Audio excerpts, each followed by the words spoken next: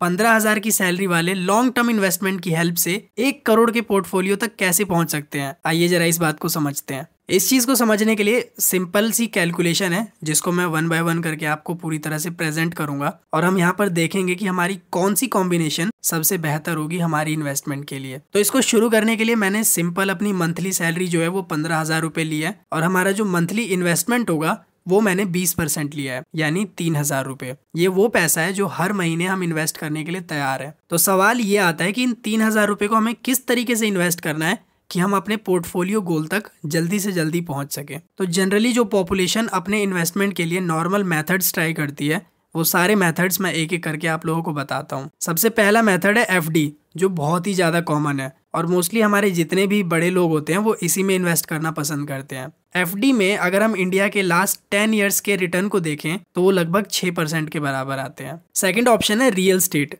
Real estate में 6.9% के आसपास का रिटर्न मिलता है। कॉर्पोरेट बॉन्ड्स में उससे थोड़ा सा ज्यादा हो जाता है जिसमें 7.5% का रिटर्न है। ईपीएफ या पीपीएफ दोनों ही ले लो, दोनों में सेम ही ऑलमोस्ट रिटर्न आता है और वो है 8.3% का। गोल्ड अभी इंडिया में काफी अच्छा परफॉर्म कर रहा है और अगर हम लास्ट 10 ईयर्स की परफॉर्मेंस को देखें तो अभी गोल्ड ऑलमोस्ट एनुअली 10.4% का रिटर्न दे रहा है। निफ्टी 50 इंडेक्स फंड उससे थोड़ा सा ऊपर है जिसमें 10.5% का रिटर्न है। मिड कैप 100 यानी जो इंडिया की टॉप 100 मिड कैप कंपनीज हैं उनका फंड 14.2% का रिटर्न दे रहा है। स्मॉल कैप 250 जो इंडिया की टॉप 250 स्मॉल कैप कंपनीज का पोर्टफोलियो है उसमें आपको 18.1% का रिटर्न मिलेगा। तो अपनी इन्वेस्टमेंट को हम सबसे पहले एफडी में इन्वेस्ट करके देखते हैं कि अगर मैं अपने महीने के 3,000 रुपए हर महीने एफडी में ले जाके जमा करूं तो मुझे कितना रिटर्न मिलेगा। और दोस्तों इस कैलकुलेशन को करते टाइम हमने 10% का सेविंग इंक्रीमेंट भी ध्यान में रखा है, यानी जैसे हर साल आपकी सैलरी बढ़ेगी तो आप उसमें से 10% अपनी इन्वेस्टमेंट में भी बढ़ाओगे। वरना अगर आप सोच रहे हो कि पूरी जिंदगी सिर्फ 3,000 रुपए इन्वेस्ट करोगे तो दोस्त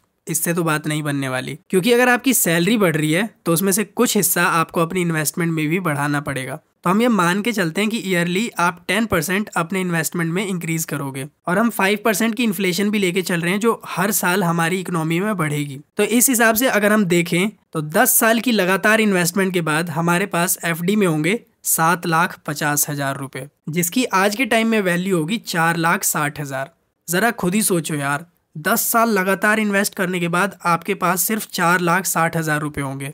अगर आपने लगातार 20 साल इन्वेस्ट किया तो आपके अकाउंट में 33 लाख रुपए होंगे, जिनकी वैल्यू आज के टाइम में 12 लाख रुपए के करीब होगी। और अगर आपने 30 साल लगातार इन्वेस्ट किया तो आपके अकाउंट में 1,11,00,000 रुपए होंगे, जिसकी वैल्यू आज के हिसाब से 25 लाख रुपए होगी।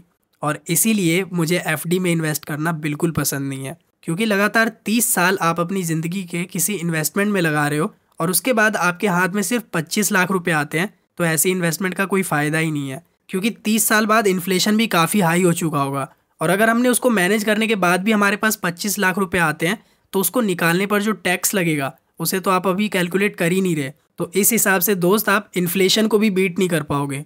तो एफडी में क्यों इन्वेस्ट करना है? लेकिन उसके बाद भी इंडिया में ज़्यादातर लोग एफडी में ही अपना पैसा सुरक्षित समझते हैं। चलिए अब मान के चलते हैं कि हमने एफडी में ना करके गोल्ड में अपना पैसा इन्वेस्ट किया, तो ज़रा देखते हैं कि गोल्ड की वजह से हमारी इन्वेस्टमेंट की क्या वैल्यू बनती है। तो लगातार अगर आपने 10 साल गोल्ड में इन्वेस्ट किया तो आपके बैंक अकाउंट में आपको 10 साल बाद 9,24,000 रुपये मिलेंगे। और लगातार आपने अगर इस इन्वेस्टमेंट को कंटिन्यू रखा 20 साल तक, तब जाके आपके अकाउंट में 50 लाख रुपये होंगे, जिसकी वैल्यू आज के टाइम में 18,86,000 यानी लगभग 19 लाख के करीब होगी। तो अगर देखा जाए तो इसमें आपको एफडी के मुकाबले तो अच्छे रिटर्न मिल रहे हैं, लेकिन इन्वेस्टमेंट के नज़रिए से देखा जाए तो 20 साल बाद भी आपके पास सिर्फ 19 लाख रुपए होंगे आज की वैल्यू वाले। और अगर आपने अपनी इन्वेस्टमेंट को लगातार कंटिन्यू रखा तब जाके आपको 25 साल बाद 1 करोड़ रुपए मिलेंगे, जिसकी वैल्यू आज के टाइम में 30 लाख ही होगी। तो ये इन्वेस्टमेंट भी उतनी मज़ेदार नहीं है। ज़रा हम अपनी इन्वेस्टमेंट को और चेंज करके देखते हैं। तो निफ्टी 50 इंडेक्स फंड में हम अपना पैसा इन्वेस्ट करके देखते हैं, जिसमें एनुअल रिटर्न आपको 10.5% के आसपास का मिलेगा। तो 10 साल बाद जब आप अपने बैंक अकाउंट को चेक करेंगे तो आपको पता चलेगा कि आपके अकाउंट में 9,32,000 रुपये जमा हो चुके हैं, जिसकी वैल्यू आज के टाइम में 5 लाख रुपए होगी। लेकिन सोचने वाली बात है कि इसमें आपको 1 करोड़ रुपए कब मिलेंगे।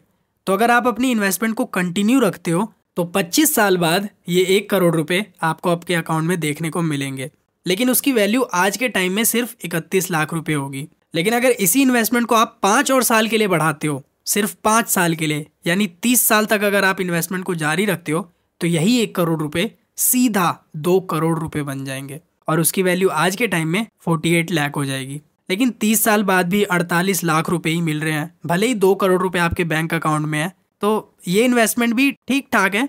ज़रा अपनी इन्वेस्टमेंट को थोड़ा और चेंज करके देखते हैं। तो इस बार हमारे यही 3,000 रुपये हम 2 सेक्शन में डिवाइड कर रहे हैं, यानी जिसका 50% हम हर महीने निफ्टी 50 के इंडेक्स फंड में डालेंगे और बाकी का 50% हम मिड कैप 100 में डालेंगे। तो चलिए देखते हैं हमारे पोर्टफोलियो की वैल्यू कैसे ग्रो होती है। 10 साल बाद आपके पोर्टफोलियो की वैल्यू होगी 10,29,000 रुपये।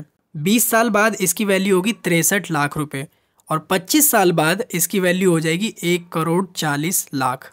सेम अमाउंट जब आपने 100% निफ्टी 50 इंडेक्स फंड में इन्वेस्ट किया तो आपको 25 साल बाद 1 करोड़ रुपए मिले और वही सेम अमाउंट आज 25 साल बाद 1,40,00,000 रुपए बन चुका है, जिसकी वैल्यू आज के टाइम में 41 लाख रुपए होगी। और अगर आपने सिर्फ 5 और साल इन्वेस्ट किया तो यही वैल्यू 1,40,00,000 से सीधा 3 करोड़ बन जाती है। See the difference. और वही 3 करोड़ की वैल्यू आज के टाइम में 70 लाख रुपए के करीब होगी। तो ये इन्वेस्टमेंट काफ़ी अच्छा लग रहा है देखने में, लेकिन हम अपनी इन्वेस्टमेंट को अभी और मॉडिफाई करेंगे।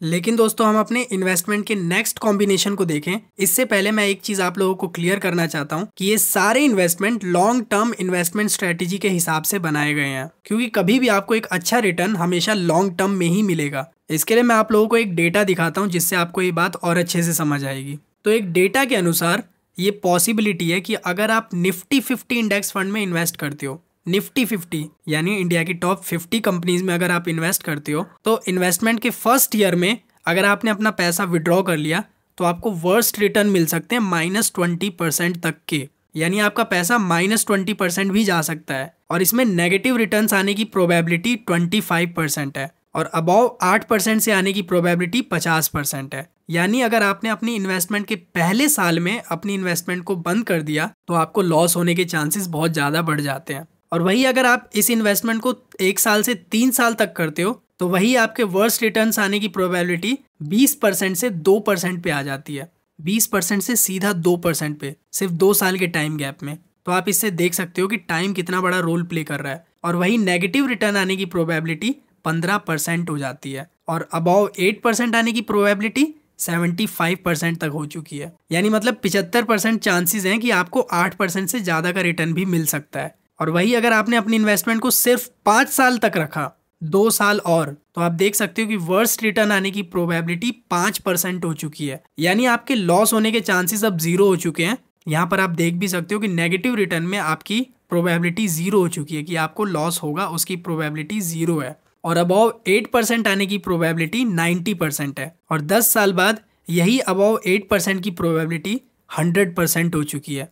नेगेटिव रिटर्न आपका 0 हो चुका है, वर्स्ट रिटर्न आने की प्रोबेबिलिटी 6% है। तो इससे आप देख सकते हो इस ग्राफ के जरिए कि टाइम कितना बड़ा रोल प्ले करता है आपकी इन्वेस्टमेंट में। तो दोस्तों ये जो इन्वेस्टमेंट का प्लान है ये शॉर्ट टर्म इन्वेस्टमेंट गोल के हिसाब से तो बिल्कुल भी नहीं है। इस इन्वेस्टमेंट के जरिए आप लॉन्ग टर्म में एक अच्छा रिटर्न जनरेट कर सकते हो। तो चलिए अपने प्लान की तरफ बढ़ते हैं। सो इन माई ओपिनियन हमें क्या करना चाहिए इन्वेस्टमेंट के लिए कि हम अपना 10% पैसा निफ्टी 50 इंडेक्स फंड में इन्वेस्ट करेंगे, 20% पैसा मिड कैप 100 में इन्वेस्ट करेंगे और अपना 70% पैसा स्मॉल कैप 250 में इन्वेस्ट करेंगे। इस तरीके से हम तीनों फंड्स में इन्वेस्ट कर रहे हैं, यानी हम अपने रिस्क को भी अच्छी तरह मैनेज कर रहे हैं।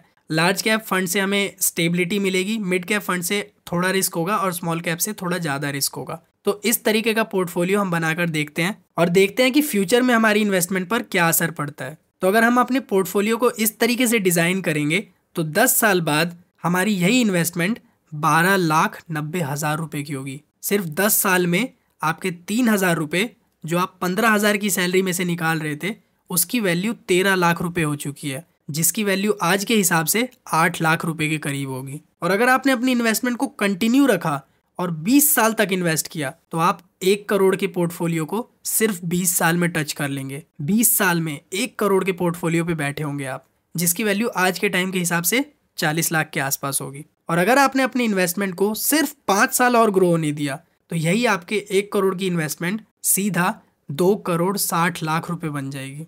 30 साल में यही पैसा 6 करोड़ 70 लाख हो जाएगा। 2 करोड़ से सीधा 6 करोड़ 70 लाख। और जिसकी वैल्यू आज के टाइम के हिसाब से 1.5 करोड़ रुपए होगी। 1.5 करोड़ का पोर्टफोलियो आज की वैल्यू के हिसाब से। और ये भी पॉसिबल हो पाया है सिर्फ हर महीने 3,000 रुपए इन्वेस्ट करने से, हर साल अपनी इन्वेस्टमेंट में 10% बढ़ाने से। चलिए मान के चलते हैं कि आपने कहा नहीं यार 3,000 नहीं, मैं अपनी सैलरी का 30% पैसा इन्वेस्ट करने के लिए तैयार हूँ। तो यानी अब आप हर महीने अपनी सैलरी में से 4,500 रुपए इन्वेस्ट कर रहे हैं। तो ज़रा देखते हैं कि इससे हमारे पोर्टफोलियो में क्या चेंजेस आते हैं। तो सिर्फ आपके इन्वेस्टमेंट में एक छोटे से चेंज की वजह से 20 साल बाद आप 1.5 करोड़ के पोर्टफोलियो पर बैठे होंगे, जिसकी वैल्यू आज के टाइम में 60 लाख के करीब होगी। और सिर्फ 25 साल में यही पोर्टफोलियो 1.5 करोड़ से सीधा 4 करोड़ बन जाएगा। सिर्फ 25 साल के लगातार डिसिप्लिन के साथ किए हुए इन्वेस्टमेंट के साथ ये पॉसिबल है। और आज से अगर 25 साल तक आप काम करते रहे तो आपकी सैलरी 1,47,000 होगी। अगर इस डेटा पे आपको अभी बिलीव नहीं हो रहा तो कोई बात नहीं दोस्त, जब 25 साल बाद आप पहुंचोगे तो आप खुद देख पाओगे कि आपकी सैलरी 15,000 से उस वक्त क्या होगी। और उस वक्त अगर आपने अपनी इन्वेस्टमेंट को कंटिन्यू रखा होता तो उस टाइम आपके पोर्टफोलियो की वैल्यू क्या होती। और यही फ़ायदा होता है लगातार लंबे टाइम तक इन्वेस्टमेंट करने का।